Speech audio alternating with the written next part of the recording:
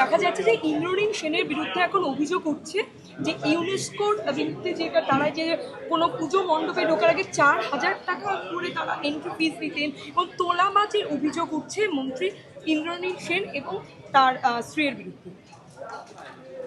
দেখুন, মমতা বন্দ্যোপাধ্যায়ের অনুপ্রেরণায় তৃণমূলের যাবতীয় নেতা মন্ত্রী তারাই অরাজকতা করতেন এবং লুট তারা চালাতেন। পুজো থেকে শুরু করে বাকি যে কোনো কাজের জায়গা, রোজগারের জায়গা তারা লুঠের রাজত্বে পরিণত করেছিলেন এবং অত্যন্ত সুযোগ্য পুলিশ তাদেরকে পুলিশ মন্ত্রী মমতা বন্দ্যোপাধ্যায় মানুষের জন্য, আইন রক্ষার জন্য ব্যবহার না করে তৃণমূলের চোর এবং ক্রিমিনালদের রক্ষার কাজে বলপূর্বক ব্যবহার করতেন, যেখান থেকে পুলিশ যে বিভাগ তারাও নিষ্কৃতি পেতে চাইছিলেন বারবার। ফলত সেটা ইন্দ্রনীল সেন হোক বা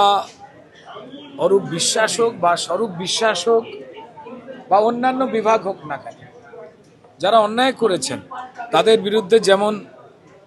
জনক্ষোভ একটা তৈরি হয়েছে, কিন্তু আমরা এইটুকু তো আবেদন করতেই পারি, বলতে পারি যে আইনের কাজ করতে দিন, আইন আপনারা তুলে নেবেন না। যদি কোনো অপ্রীতিকর ঘটনা, এই ডিম্পিং ছোঁড়া যা হচ্ছে,